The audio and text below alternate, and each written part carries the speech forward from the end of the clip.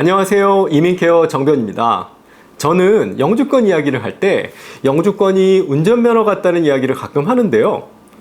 있는 사람한테는 참 당연한 건데 없는 사람은 이걸 어떻게 받아야 되는지 걱정이 참 많잖아요. 그래서 오늘은 영주권에 관심 있으신 분들, 그리고 지금 현재 영주권 진행하시는 분들, 그리고 이미 영주권 받으신 분들까지 모두가 실질적으로 알아두시면 좋은 그런 정보들에 대해서 제가 상담하면서 자주 듣는 질문들을 중심으로 인터넷에서 잘 안 나오는 필수 팁들에 대해서 FAQ 형식으로 알려드리도록 하겠습니다.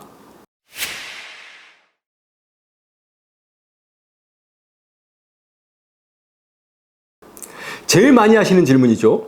여기에 평균적으로 얼마나 이런 걸 붙여도 변호사 입장에서는 이게 답변 드릴 때 항상 되게 조심스러운 질문이거든요. 이게 왜 그러냐면 진짜 평균적으로 얼마나 걸리는지 알려드려도 결국은 케이스 바이 케이스 문제라서 만약에 내 케이스가 평균보다 더 걸리면 혹시 뭐가 잘못됐나 하고 걱정하실 수 있어서 더 그렇습니다. 그렇다고 뻔하게 이거 케이스 바이 케이스라 다 다릅니다 라고만 말씀드릴 수는 없잖아요. 그래서 각 지원자마다 조건과 상황, 그리고 지원하는 카테고리별로 이제 최대한 일반적으로는 어느 정도 걸리는지 알려드리도록 하겠습니다. 첫 번째, 미국에서 할 때 기준으로 최대한 보수적으로 말씀을 드리면요. 가족 영주권 같은 경우 대기 기간이 없다고 가정을 하면 이제 서류를 접수하는 데서부터 승인까지 보통 1년에서 1년 반 정도 걸린다고 말씀을 드리는데요. 여기서 서류 접수라는 거는 청원서와 영주권 서류 동시 접수를 말씀드린다는 거 기억하시죠?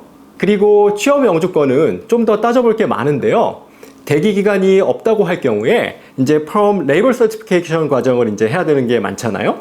그러면 보통 한 2년에서 2년 반 정도. 근데 만약에 또 Perm 안 해도 되는 케이스들은 한 1년 반 정도 이렇게 예상을 하고요. 또 프리미엄 프로세싱이 가능해서 청원서 결과를 일반 접수보다 빨리 받을 수가 있으면 여기서 몇 개월 정도 단축됩니다. 이제 두 번째, 한국에서 한다 라고 하면 이제 과정이 두 가지로 나눠지잖아요. 이제 먼저 이민국에서 청원서를 승인받고 그 다음에 대사관에서 이민비자 인터뷰.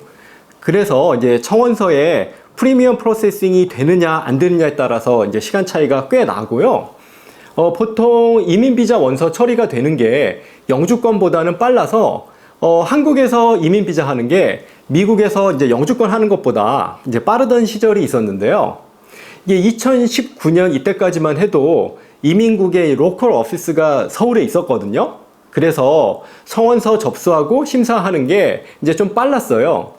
근데 이제 서울 오피스가 문을 닫아서 이제 미국에서 하는 거랑 한국에서 하는 거랑 이제 안 그래도 이제 차이가 좀 없어지고 있었는데 이제 그 와중에 코비드가 터져서 대사관 이제 업무 중단하고 문 닫고 케이스 밀리고 하니까 이제 예상이 참 어렵습니다.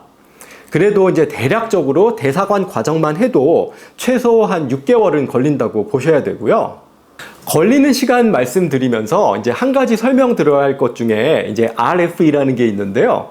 이 RFE는 Request for Evidence라고 이제 이민국에서 서류를 심사하는 도중에 이제 뭔가 이 서류가 빠졌다거나 아니면 설명이 충분하지 않다거나 할 때 추가로 이제 자료를 요청하는 거를 이제 RFE라고 하는 거고요.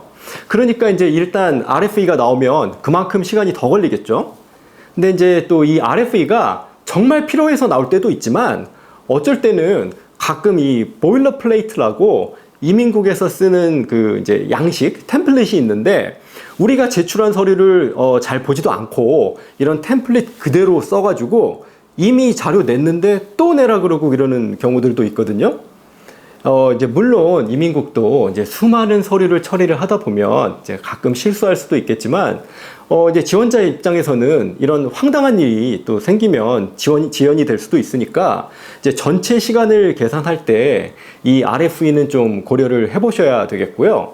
근데 또 이 RFE가 나왔다는 거는 어찌됐건 간에 내 케이스가 지금 이제 심사대 위에 올라가 있다는 거잖아요. 그러니까 어디 막 파일이 처박혀서 내 차례 이제 하염없이 기다리는 거 아니고 그런 거니까 꼭 나쁘게만 받아들일 필요는 없다는 게 이제 제 생각입니다. 그리고 프리미엄 프로세싱이 참 좋은 게요. 이걸 하면 15일 아니면 45일 안에 이제 결과가 나와야 되잖아요. 청원서 결과가. 근데 이제 그 사이에 RFE가 만약에 나와서 저희가 이제 거기에 답변을 보내면 또 15일 아니면 45일 안에 이제 결과가 나와야 되는 거거든요. 그래서 저는 이제 개인적으로 프리미엄 프로세싱이 가능하다고 하면 이 접수비 2,500불이 이제 아깝지 않다고 생각하고 클라이언트 분들께서도 이제 가능하면 이거 하시는 게 좋다라고 이제 말씀드립니다. 또 취업 영주권 중에 이제 Perm Labor Certification 해야 되는 케이스들이 많잖아요. 이런 케이스들은 이민국에서 RFE 나오는 것처럼 어딧이 나올 수가 있거든요. 이제 어딧이니까 감사 나오는 건데 이 어딧은 랜덤으로 나오는 경우도 있고 아니면 뭐 또 진짜 필요해서 나오는 경우도 있고 이제 그래요. 그래서 이제 보통 현장 실사 나와서 감사를 하는 건 아니고요. 온라인으로 이런저런 서류들을 내라는 건데 이제 여기서 중요한 거는 레이버 서티피케이션 과정에서 만약에 이제 어딧이 나오면 시간이 이제 조금 더 걸릴 수 있다는 거고요. 또 이제 인터뷰도 그게 이제 영주권이든 아니면 이민 비자든 인터뷰 날짜를 우리가 정할 수 있는 게 아니거든요. 그러니까 이제 정해지는 대로 가서 이제 해야 되는 건데 사람 일이라는 게 이제 꼭 그날 못 할 수도 있잖아요. 근데 이럴 때는 인터뷰 이제 날짜를 변경 신청을 해야 되는데 이게 참 애매한 게요. 일단 이 날짜 변경 신청을 하면 그 다음에 언제 인터뷰가 잡힐지 모르거든요. 이제 이럴 때는 또 전체적으로 영주권 받는 데까지 시간이 더 걸리겠죠. 그래서 결론적으로 걸리는 시간은 케이스 바이 케이스다 라고 말씀드리는 게 이제 진짜 맞는 이야기고요. 그래서 이제 뭐 일반적으로 아니면 보수적으로 잡아서 중간에 아무 일 없이 접수부터 인터뷰까지 쭉 간다라고 하면 가족 초청은 대략 1년에서 1년 반, 취업은 2년에서 2년 반 정도 걸린다고 말씀드릴 수 있겠습니다. 근데 가끔 주위에서 누구는 나하고 똑같은 케이스인데 이 사람 나보다 늦게 시작했는데 벌써 됐다더라. 또 이런 이야기 듣고 오셔서 정말 큰일 난 것처럼 이제 반응하시는 분들도 계시는데요. 이제 물론 그 심정은 이해를 하지만 이제 그 다른 사람이 진짜 된 건지 아닌지 나랑 케이스가 정말 똑같은지 아닌지 그런 사실 여부도 이제 저희가 모르죠. 그리고 또 이 모든 사람이 100% 똑같이 조건이 이제 같을 수가 없잖아요. 그래서 다른 사람이 먼저 됐다는 게 이제 내 케이스에 문제가 생겼다는 이야기는 아니니까요. 이럴 때는 이제 인내심을 가지고 좀 기다리시면서 상황에 맞춰서 하나씩 원 바이 원 대처하는 게 좋다고 말씀드리고 싶습니다.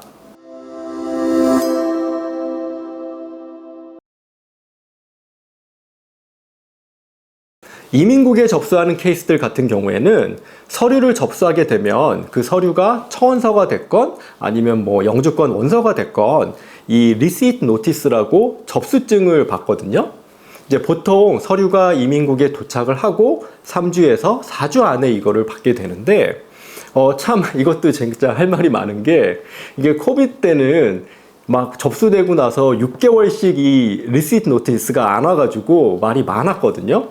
그리고 지금도 이게 이제 우편으로 다 오다 보니까 도중에 분실되는 경우들도 가끔 있고 그렇습니다.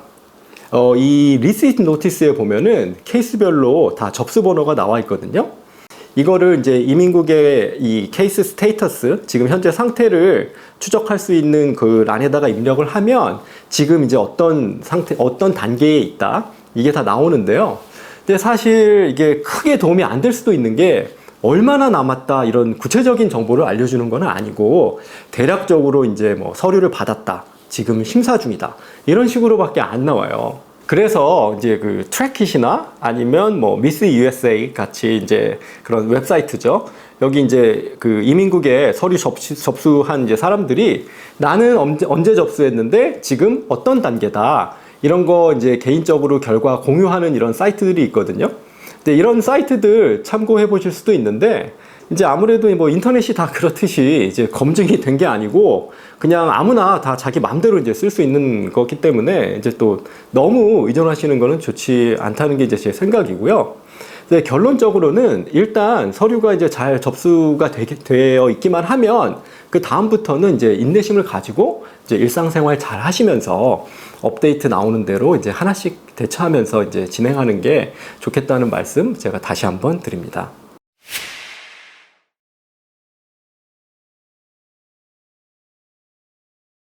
근데 또 아무리 생각해도 너무 말도 안 되게 이게 오래 걸리는 경우들도 있긴 있거든요. 이게 좀 드물긴 하지만 가족 영주권인데 뭐 2년, 3년 지났는데 청원서도 뭐 승인 안 되고 그러면 좀 정말 골치 아픈 상황이죠. 이럴 때 할 수 있는 거는 먼저 그 e-request라고 이제 온라인으로 이민국에 이제 문의를 넣어 볼 수가 있고요. 아니면 이민국에 전화를 해보거나 또 이민국 홈페이지에 그 채팅으로 물어볼 수 있기는 한데요. 이 중에서 제 경험상 이제 그나마 이제 제일 쓸모가 있는 거는 e-request인데 이거를 하려면 이제 내 그 케이스가 그 normal processing time range 밖이다. 그러니까 보통보다 시간이 오래 걸린다라는 게 이제 이거를 하는데 전제 조건이거든요. 근데 이 보통 걸리는 시간이라는 게 이제 당연히 접수된 서류의 종류나 아니면 이제 서류가 접수된 이민국 그 서비스 센터가 어디냐 이런 거에 따라서 다 다른데 이거를 먼저 온라인으로 또 체크를 해봐야 됩니다. 아까 이제 제가 평균적으로 가족 영주권 같은 경우는 한 1년에서 1년 반 걸린다고 말씀을 드렸잖아요. 근데 이제 이민국에서 공개하는 이 보통 걸리는 시간을 보면은 가족 영주권 같은 것도 2, 3년 걸리는 게 보통이라고 이제 나와요. 근데 우리가 아는 그러니까 일반적으로 평균 걸리는 시간보다 이게 훨씬 길어지는 거잖아요. 그래서 이 리퀘스트 문의 자체가 크게 도움이 안 되는 경우들도 있습니다. 아예 이걸 할 수가 없으니까요. 그리고 또 인포패스라고 이민국 로컬 오피스에 직접 가서 대면으로 물어볼 수 있는 시스템도 있는데요. 이 인포패스가 2019년까지만 해도 온라인으로 약속을 잡는 시스템이었는데 지금은 전화 아니면 이민국 홈페이지에서 채팅으로 신청하는 걸로 이제 바꿨거든요. 근데 이게 직접 해보신 분들은 아시겠지만 약속 잡는 것 자체가 이렇게 말처럼 간단하지가 않습니다.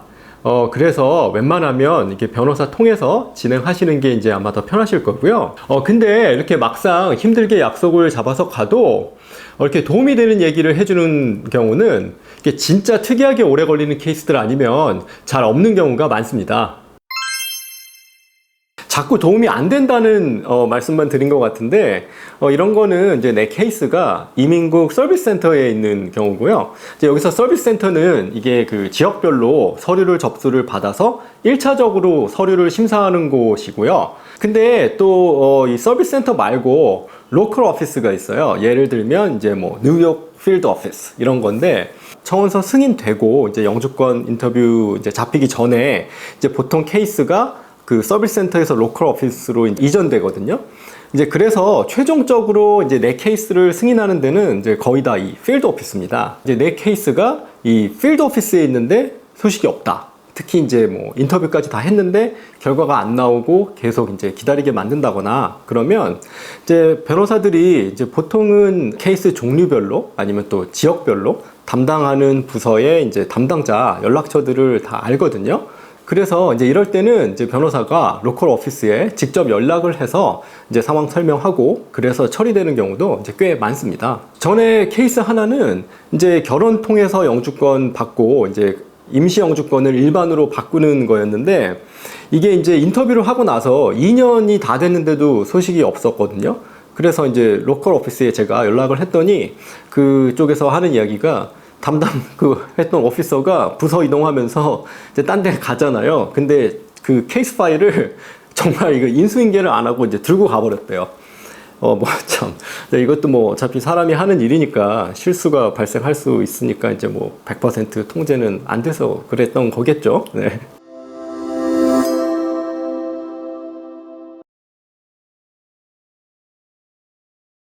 영주권 받는 데 드는 비용은 크게 변호사비, 접수비, 그리고 기타 비용. 이렇게 세 가지로 나눌 수가 있는데요. 뭐 당연히 혼자 하신다고 하면 변호사 비용은 안 들겠죠.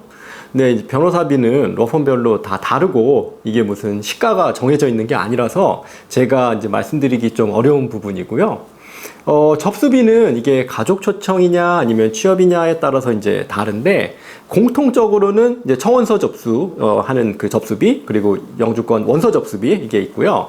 또 여기에 이제 프리미엄 프로세싱 하신다고 하면 또 별도의 접수비가 또 발생을 하게 되는 거고 또 그 영주권 원서는 이게 하나로 온 가족이 다 되는 게 아니거든요. 그래서 가족들이 이제 다 각각 접수시켜야 되니까 가족 숫자가 많으면 당연히 접수비가 더 많이 나오겠죠. 이 접수비는요, 이민국 홈페이지에서 이제 다 나와 있으니까 쉽게 이제 확인을 해 보실 수 있겠고요.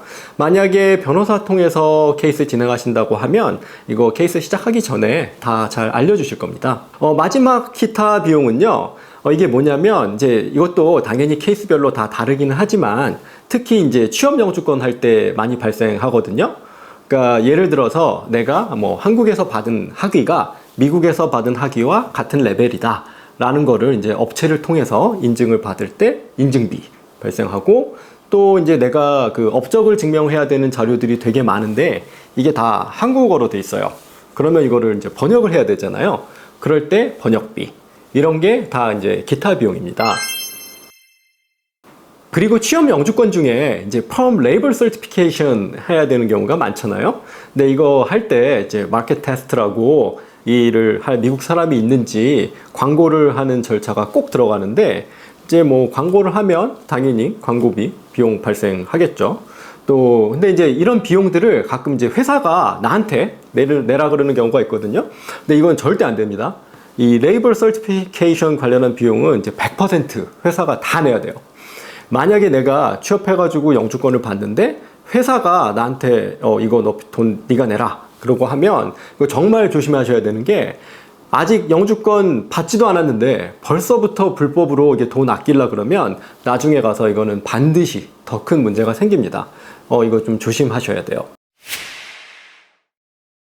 지금까지 영주권 FAQ, 영주권 받는 데까지 걸리는 시간, 그리고 케이스 현재 상태 체크하는 법, 오래 걸릴 때 대처법, 그리고 마지막으로 비용, 이렇게 4가지에 대해서 말씀을 나눴고요. 나머지 영주권에 대해서 궁금하신 점은 다음 영상에 이어서 말씀드리도록 하겠습니다.